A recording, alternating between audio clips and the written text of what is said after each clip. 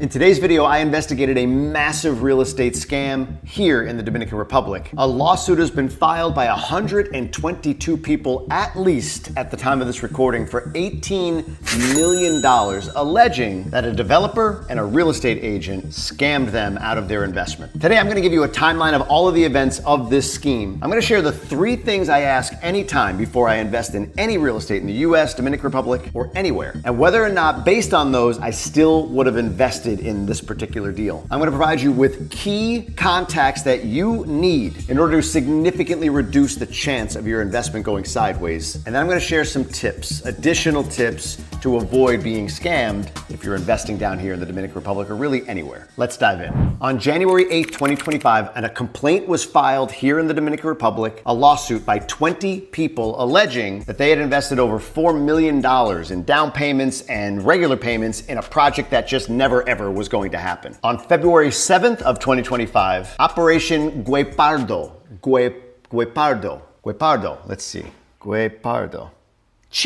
Operation Cheetah was launched and 2 arrests were made who identifies the leaders of a development company called Novasco Real Estate. Now, I want to reemphasize this here and as I go throughout all of this. All of this is a lawsuit. Nothing has been prosecuted, nothing has been finalized. So everything I'm talking about are allegations. Now, at the time of this recording, there are 2 other suspects in Novasco that have not been arrested yet. They are still at large. The next day, February 8th, fuel to the fire was individual testimony from a lady named Ibelice Altagracia Reyes. She's 66 years old, and she invested 1.2 million Dominicans, about 20,000 US dollars, in a project called Bávaro Victorina Residences, which is in the Punta Cana area, Bávaro, which was never delivered, and she obviously, that hurt her from a retirement perspective. On February 10th is when it really got real. Authorities disclosed that the accused had promoted fictitious projects such as La Romana Victorina Residences and Bávaro Victoriana Residences, offering luxury properties at unusually low prices. We'll talk about that. They conducted fake groundbreaking ceremonies to deceive potential buyers, and the scheme defrauded, now, this is a month after the initial complaint was filed, get this, 122 victims, including international investors, amounting to over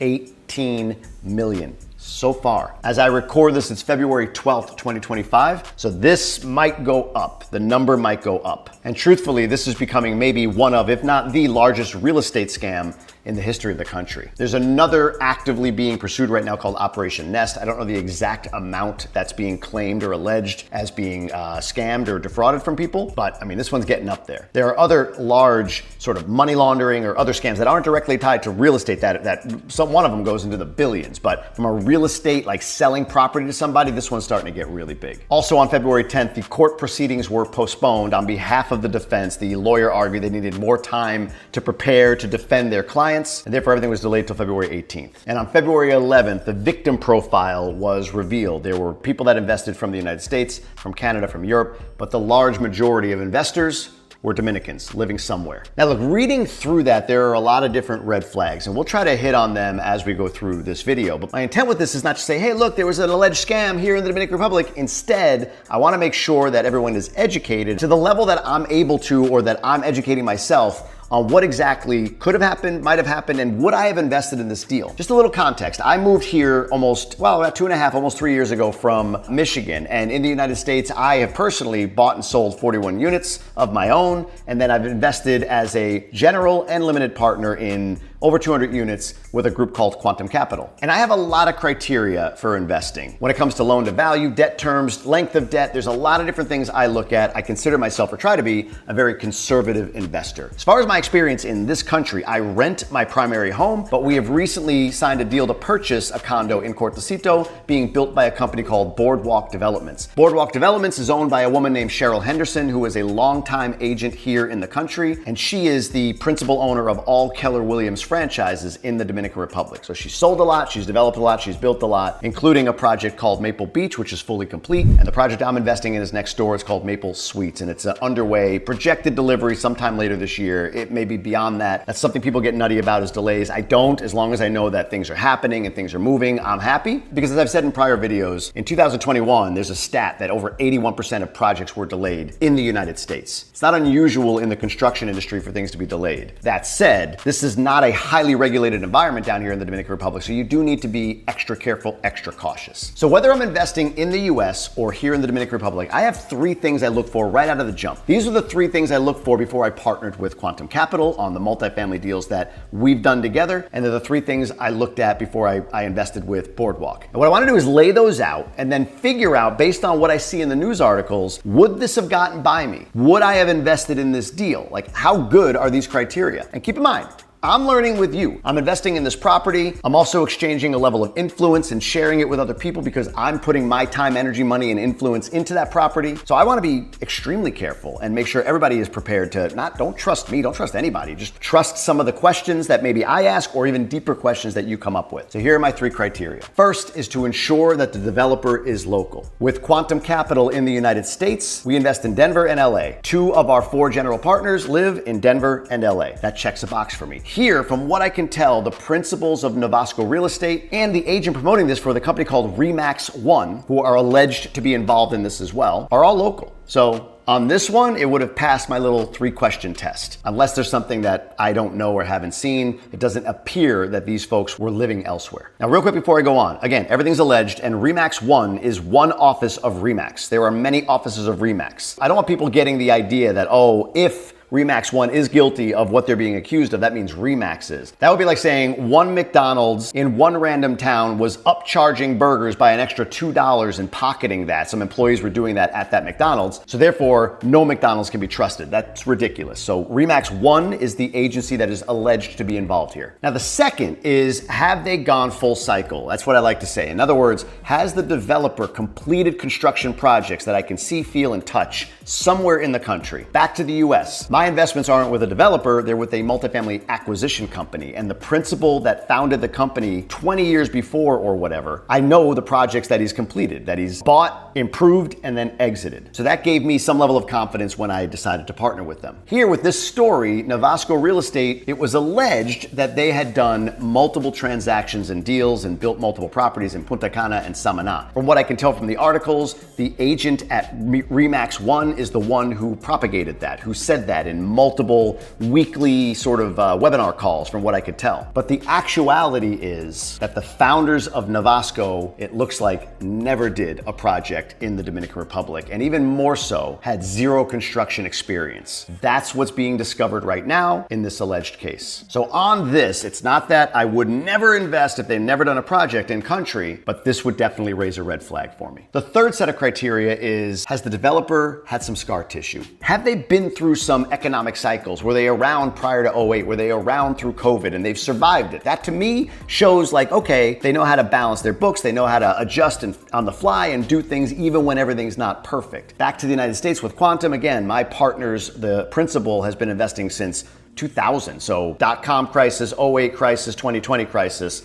You know, got through all of them with minimal to no losses, but got some experience through them to be very conservative in how we invest. Here in the Dominican, this company was founded in 2021. This is after COVID, and that's only about 8 months before massive promotion started to come out from Remax 1 about the Novasco properties, which there's at least 2, maybe more, that people invested in. And, you know, obviously it's a big question as to whether or not they'll see that money back. So number 3 would have triggered a red flag for me, and it's probably not something I would have invested in. Now, I want to be clear. Just because you get a no on 1, 2, or 3 of these doesn't mean that it's not potentially a great deal or something that you should invest in, that it's not reputable. These are just 3 high-level questions that should prompt more questions. Questions like, does this feel too good to be true? When you see these extremely low down, really easy to get into deals, I know it's tempting. 40, 50, 60 grand to buy something, I get it. It feels like, oh my God, there's almost no risk here. I can put $1,000 down and roll. And again, it doesn't mean that there aren't good properties for sale in that price range. But you need to be hyper vigilant when you're seeing something that's like, wow, that's really cheap. Similarly, when you watch brokers or realtors or developers and you see their social media content, I get leery when I see them really pumping the down payment and not showing the whole price or burying that lead. I recently saw one with a real estate group where they put like a very cheap price on a villa in Vista Cana, which is a centralized community here in the Punta Cana area. Very big, very robust, and Vista Cana, I believe, in its future. But the way they advertised it was like this beautiful house was only this much, when really that only this much was the down payment. It wasn't verbalized, it wasn't said, and it really wasn't even outlined in the bottom. Somewhere buried at the bottom, they showed the actual price. But that to me, it's just like, don't make me ask. Just tell me the price or say this amount down. When it just said this amount, it's misleading and I don't get down with that. So again, those three criteria that I outlined, if they resonate with you and they're ones you want to use, that's great. It doesn't mean they're foolproof. It just means start asking more questions. In this case, if I was told, yeah, they've done all these deals in Punta Cana and Samaná, I would have said, great, show them to me. Now, it's very possible that they can show me fake deals, but then I might ask questions about, well, can you show me tax records from the DGII, which is the Internal Revenue Service for the Dominican Republic? Can you show me company registrations? Can you show me titles to show and deeds that that property was indeed developed by the company that's selling it to me? Now, if they could show that, then that gives me a lot more confidence. But if they couldn't, there's even more questions I would ask if I still have interest in the property. Like, I want to see that you're on the deed for the land, the actual land that you're saying you're going to develop this on. Like, a lot of these real estate scams that end up turning out to be true, and from what I can see, this may be a feature of what's going on in this alleged incident, involves saying that's the land we own, but the title work and the deed work does not show that. They're not the ones who own the land. That is a massive red flag. So again, three criteria to use, and then from there, dig, ask questions, ask for information. The more transparent the company is, the more confidence I would have. Give you an example from the United States. Like I say, I invest with a group, or I have invested with a group as a general limited partner called Quantum Capital. When I would get on a call with somebody and they were interested in investing, and they say, can I see your underwriting? What they're looking for is this like detailed spreadsheet of all the assumptions we're making about this property.